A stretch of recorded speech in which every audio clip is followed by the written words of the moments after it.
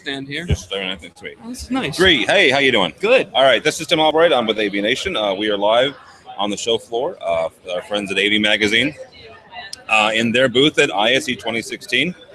And walking around today, I found a very bedazzled. You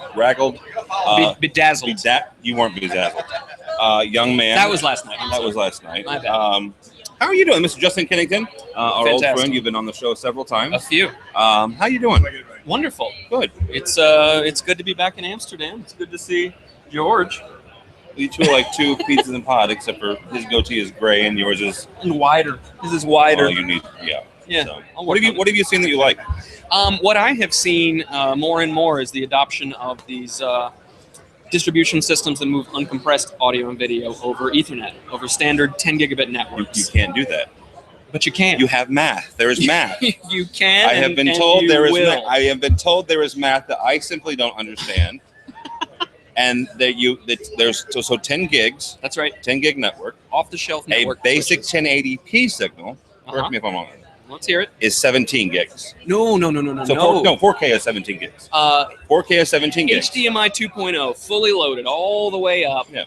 4K, 60 hertz, 444 color sampling. Yeah. That gets to about 17 gigs. Okay. Once you account for blanking intervals, once you account for the overhead of HDMI, it's 8B, 10B itself, and all of that, you get to 17 gigs. If you strip that away and leave yourself with just the raw video data, you're around 13 gigs. Still bigger than 10. That's true. Now, a couple of points. See my math going on here. Okay.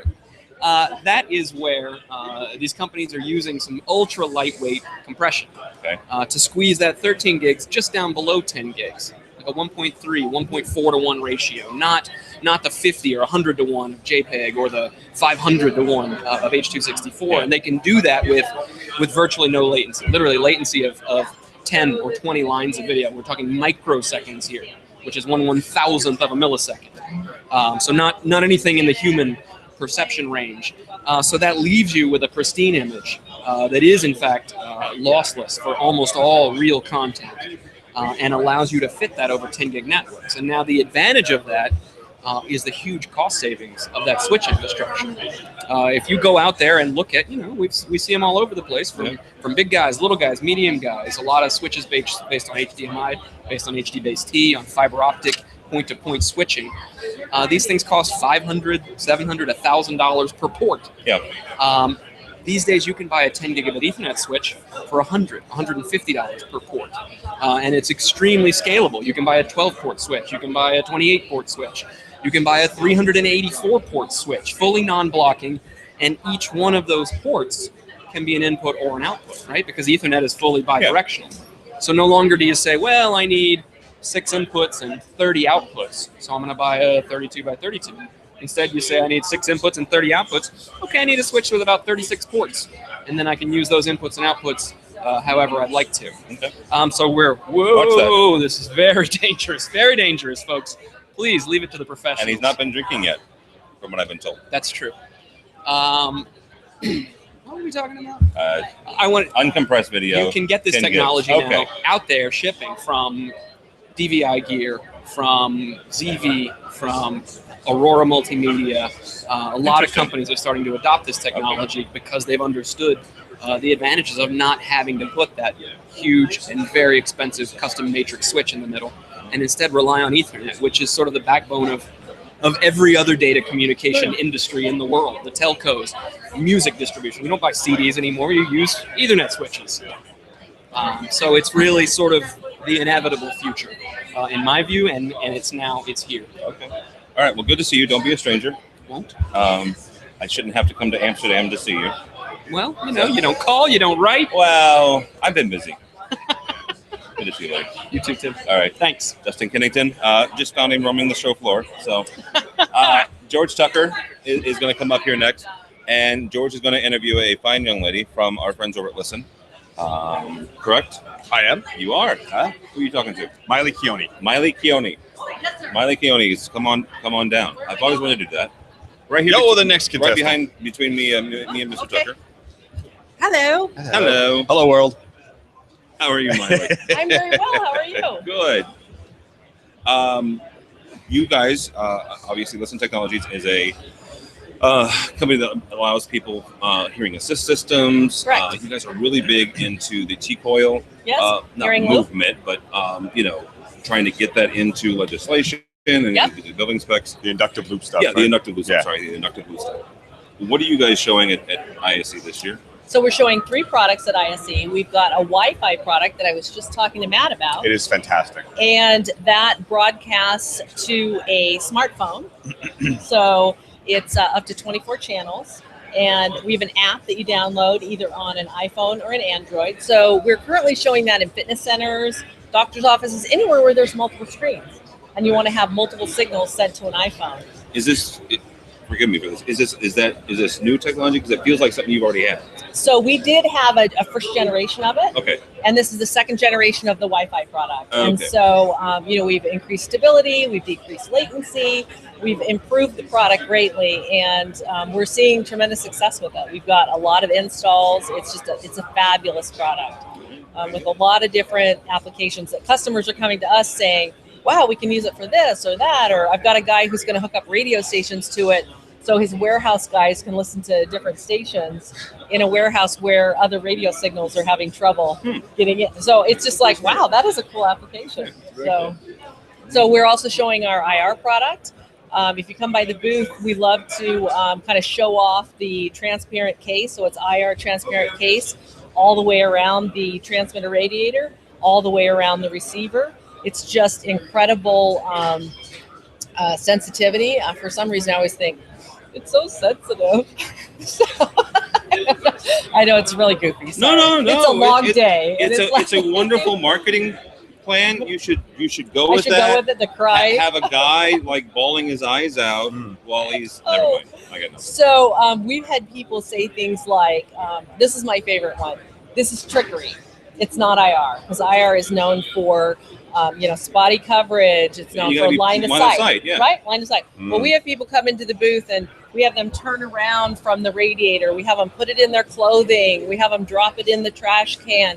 And because of the sensitivity, the signal bounces off of surfaces. You can cup the receiver with your hands and still hear No. Yeah. Yeah, they were doing it to showing us You can before. put it in his suit pocket. And you can Well, go that's not real down suit, so. That's true. No, As close as I get. I know. So we have people go down the hallway.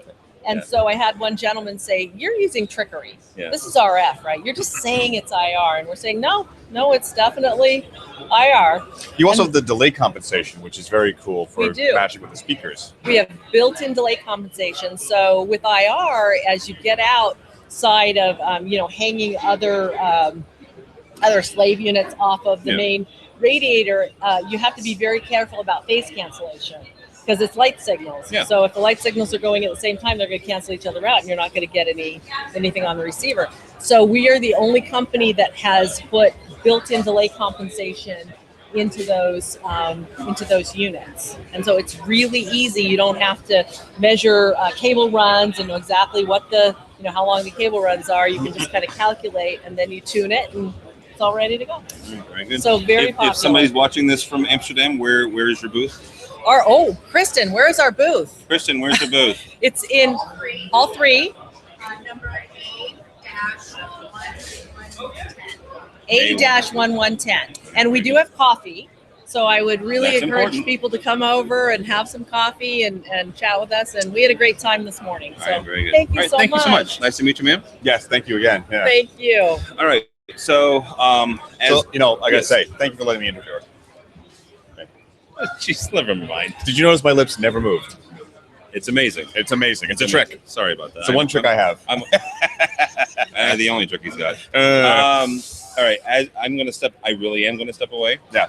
I want you to say what you've seen today. Okay. And I'm going to get Mr. Matt Scott and Mr. Harry Mead over here. Yep. To say what they've enjoyed today, and I'll let you boys wrap it up. All right. All right. Thank you, Cool. guys. Thank you. I swear, I'm stepping away now. He's stepping away. Stepping away now. I'm leaving. Don't you believe it? I'm leaving. He's hanging. I'm leaving. Really? You want me to try and step up on this thing at the end Mr. of the Harry, day? I didn't ask you to do anything, sir. I just heard my name and said, President accounted for, now sir. it's my turn. Yes, indeed. Well, Today I saw a number of things. First of all, we got to see the Martin lighting booth from Harman, which is really interesting stuff that they have going on. And lighting's becoming more and more of both architectural and residential. Yeah. Becoming that part. So Martin's doing a lot of accent light, floor lights, stuff that takes DMX 512. Really interesting stuff. Had Bradford Bend show us, so that was really a lot of fun. Just stay down there and you'll be the same height as the rest of us. that is helpful. Look at Yeah, that. I'm on It the floor. works. I Look know. at I can't do that. He's got to show his superiority. Yeah, there we go. But I did see something with just right down the way from us here. It's called Dewijs. I'm going to say it. DEWIJS. They make stereoscopic and 3D imaging systems for museums and sort of event type things. It's a very specialized application, but it really looks cool. What didn't look cool today was over in the digital signage area. 3D without glasses. Again, they keep I seeming saw to be that the other pushing. day. Yeah, you saw the big one. There was two of them. Yeah. What did you think? 3D without glasses is still a little disconcerting to me. It's a little owie. Yeah, Yes, thank you. it's almost there, but it's not completely there. Do you remember the lenticular sort of postcards you used to be able Yes, to get? yeah, That it's a it little still bit of has that. that effect to me. Now, if you're standing still, it's really not bad. But as soon as you start to, kind of move around that You mean space, like breathing?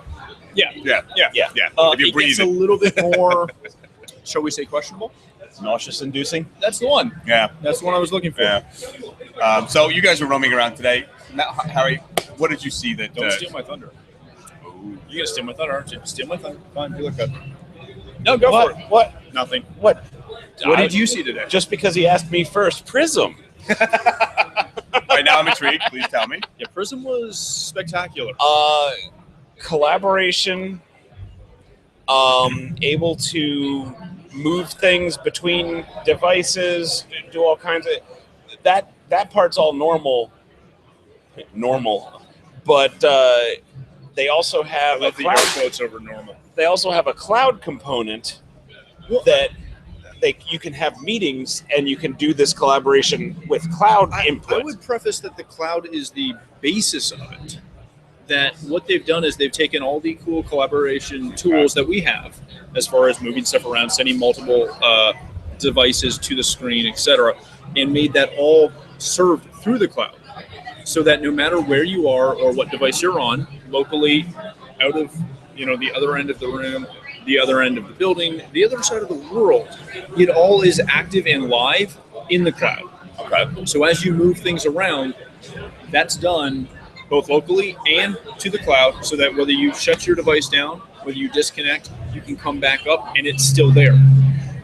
Not only that, they've got it tied to the point where you can have full control over any of that content from any of those devices. Save them back again to the cloud, do all your copy annotation, all that stuff. I'm not going to say I'm not a believer in the concept of collaboration tools. I just don't I can't fully get behind the point of putting, okay, here's my iPad, here's my computer. They're on a screen together. Yay! To me, that doesn't do anything. The ability to have unlimited multi-touch and have people all over the place working on any device, any document, any part of those windows that are up, not just their own, at any time was shocking to me. And they did it live. Yeah. Oh, interesting. To the cloud, demoed live, pulling out iPhones on Vodafone or whatever the local New Netherland cell carrier is. They had people logging in from the floor through regular telco and adjusting and doing things live on the fly. Yeah, that was because two of them had their phones out and they were able to just pull it up and again, start not on a manipulating. closed network. Yeah, not Which closed was network, oversell. Over open networks. Very interesting. The other thing I saw that was quite interesting, which doesn't really normally apply to us, but as we all know, signage panels are nice. LED walls pose a problem because you have to essentially hang that LED wall, then build space behind it for service. We were over in Peerless's booth, and they have a new. It's coming soon, shipping by April, I think he said. But anyways, there's a certain size it'll hold, but it is a full pull off the wall LED wall unit mount.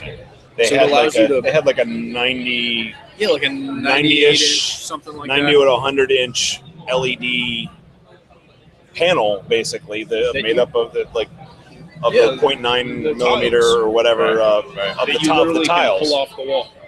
Yeah. And So it's an service and extendable arm, or It's a dual folding arm that you can pull out, service, slide back to the wall, giving you a footprint of maybe a foot. Yeah. so again, it's also for replacement. I guess that's easy lock. Oh, yeah. decent amount. Do anything you want. Yeah. Interesting. So that was quite impressive. What do they Yeah. turn the subwoofers on at 6 o'clock? They do. Another interesting one was Jupiter Systems in Focus. They combined. They've also bought 3 other companies in the last 6 months. Everybody's on a buying binge. Well, it's the ecosystem. Everyone's buying an ecosystem to put it in. They have some really remarkable stuff coming out. Extendable panels that you can build and just keep extending to better resolutions and more images. We went to QSC today, and I didn't know this, but QSC actually has a conference room, huddle room system with steerable audio, and it's a control processor. Lights, screens, telephones, they can do all that stuff. So that idea that you want to own the ecosystem is going to everybody. Interesting. And QSC, I think, is taking a slightly different direction. TJ Adams took some time to talk to me about just where they think they're going and how they think, QSC is not just amps. Right. They're really broadening and making some inroads, getting some good percentages. I thought it was very fascinating. Touchscreens included. Little sort of self. I saw done- those. Yeah. Actually, walking past the booth. Fantastic. One of my little favorites, though, is an old favorite, Dan Dugan. I don't know if you know those. Yeah. But they are automatic sort of mix-minus mixers. And this may be a little, just it's standard stuff, but I'm in love with Dan Dugan from the time that I was 22 and he yelled at me on the phone about doing a mix-minus when I needed to. And from that point on, it's just a remarkable system. But Beautiful. they're here, and it's happy to see. It's always nice to see some of those, again, slightly smaller companies Right. that still are in the industry, still contributing. And doing a good job. I just love those devices. Very nice. Anything else that you're looking forward to tomorrow to see? Something you didn't get to do today? I don't know. We've got a couple of things on tap that I've got to see, but nothing that's sticking out at the moment. Although I am going to see that QSC system tomorrow. Yeah. I'm looking to go to Unified Communications, see what's going on there. I haven't had a chance yet. We've been through there. There's some very nice stuff in it. Yeah. I'd like to get through the UC booth or the UC hall. 'Cause we Yeah, haven't I'd like to look at the UC hall. the signage hall. I was going to say, Yes, yeah. but We've the been in the signage UC hall We is the haven't- one that we haven't been to at all. Yeah. Hall 8 hasn't existed so far. Yeah. Well, it's a large landscape to cover. Excuse me. To that end, I think that's the coverage we have for today. We want to thank our host, AV Magazine, for giving us the space to do this today. All of our underwriters, please go to our page at avnation.tv and see the underwriters that make this possible. Please have a chance, go click them and say thanks for doing that, because they bring us here and they bring this information to you. For the Aviation TV crew, for the ISE and Infocom crew that's helping us here, I bid you good night for tonight, and we'll talk to you tomorrow.